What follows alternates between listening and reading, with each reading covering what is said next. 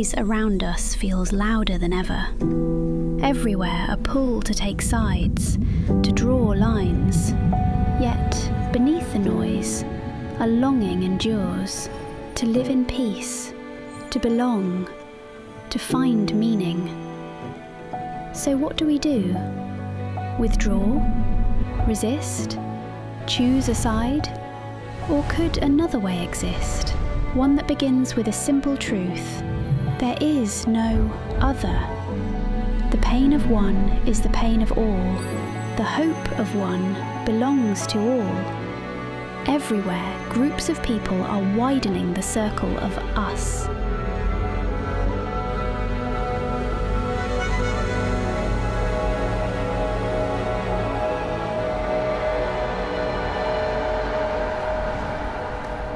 You can't know what to do unless you know what story you're a part of.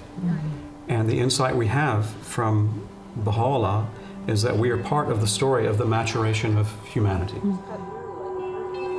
A new story is taking shape, quietly, patiently, together.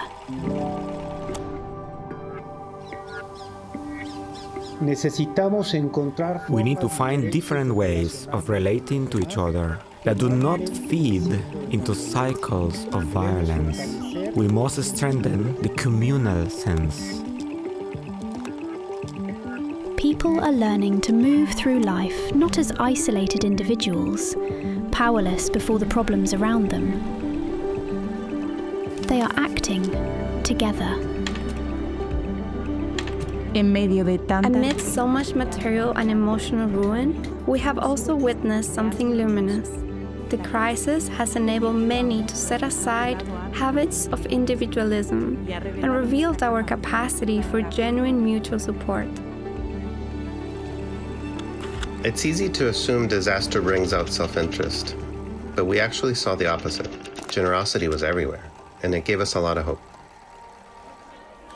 What appears in times of trial is the same spirit of service taking root in daily life. The habit of learning to serve together.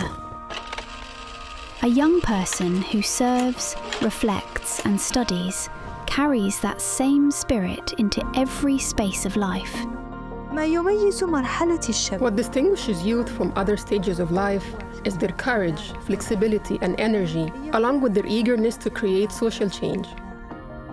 Education is a means to learn how to be more noble, how to be gentle.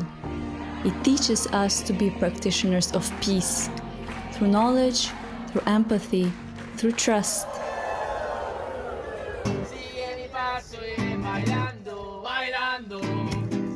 When you put coherence, service, relationship, and values at the center, suddenly our true nature comes to life.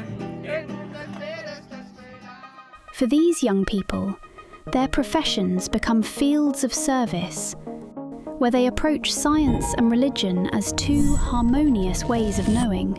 If we take this notion of a human being being both a material and a spiritual being, and an understanding of health that recognizes that both our material and our spiritual natures can be impacted by both health and by disease, we would come up with different approaches to addressing some of the challenges that we are encountering within our fields. When challenges appear, they no longer ask, "How can I get away from this?" but "How can we face this together?" I guess society shapes us in a manner that is quite individualistic. But I think in some places this culture is beginning to change. A lot can be achieved when people cooperate.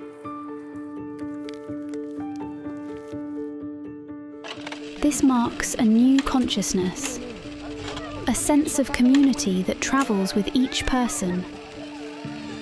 The more we turn outward and work with others, the better we grasp the meaning of our common humanity. Families, too, are being reimagined, not as solitary households, but as a supporting network, serving side by side. They make decisions together and support one another equally. But these patterns also influence service beyond the home.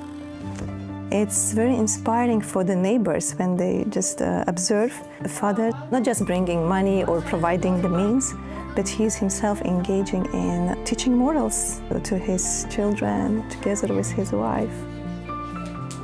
When there is unity in our family, we can form a community. And when there is unity and love in the community, only then can its light spread throughout the world. What takes shape is more than cooperation. Labels begin to fade. What matters is the shared longing to build a better world.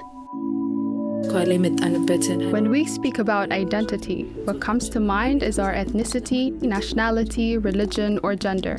But what we are beginning to understand is that we possess an inherently noble identity that transcends these limitations. At the core of today's divisions is a crisis of identity. The Bahá'í teachings offer another way, a spiritual identity that sees humanity as one family. To foster unity, the very notion of leadership itself is being reconceptualized as a sacred trust, an act of humble service. We often think of competition as necessary for progress, but does it inspire us to help others prosper alongside us?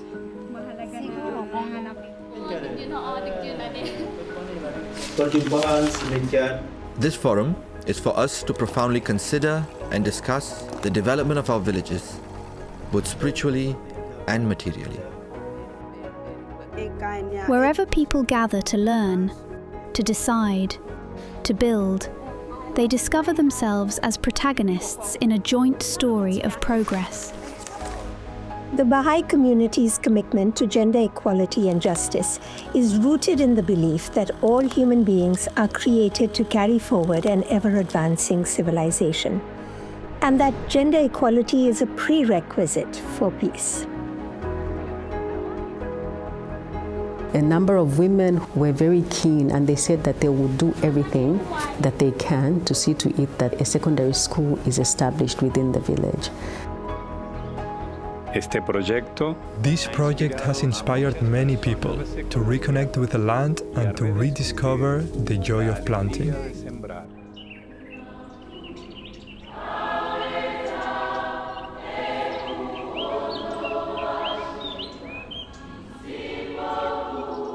Render our souls joyous and happy through thy glad tidings, O Lord.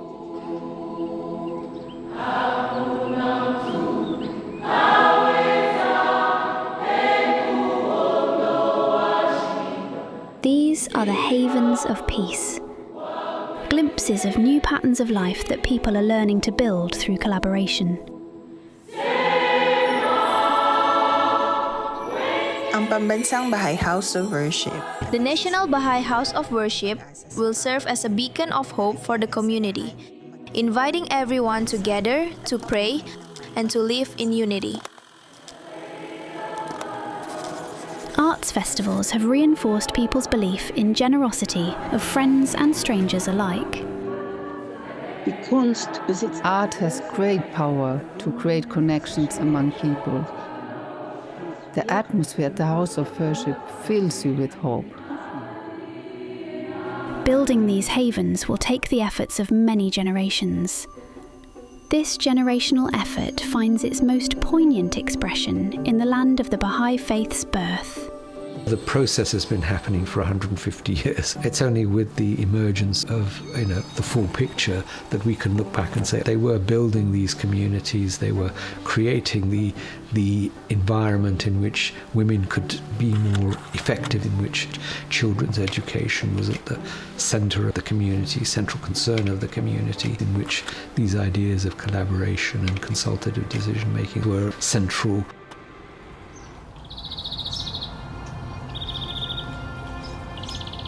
To nurture these patterns requires more than plans or programs.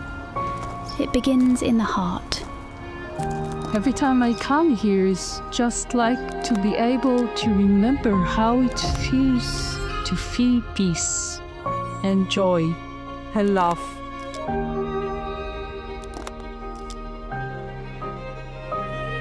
When we look upon others and see no stranger, When our hearts kindle with kindness for all who cross our path, something shifts.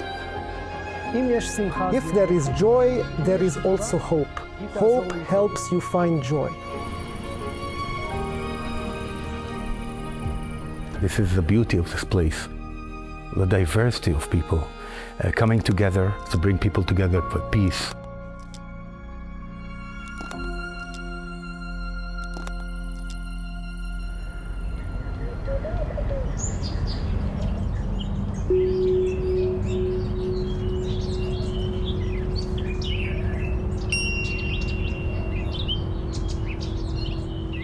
In all these ways, the distances between us vanish.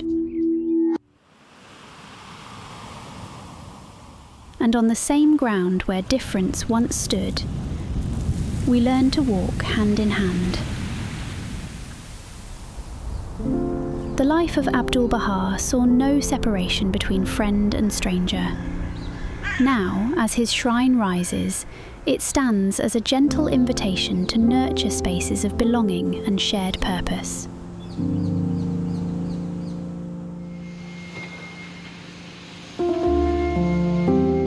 We have Jews, we have Arab Muslim, we have Arab Christian, we have Druze, and all have come under the same roof and working harmoniously and creating an environment that not only empowering themselves in the relationship, and it has created a unified vision, which is the shrine itself.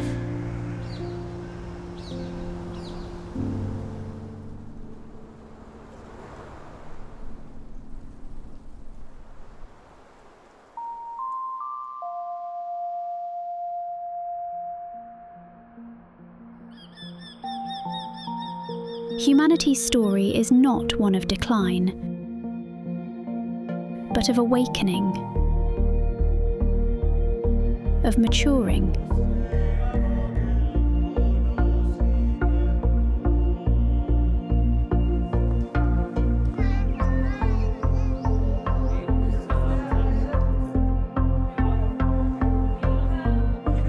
Through every act of service, every gesture of understanding, the oneness of humankind comes more clearly into view.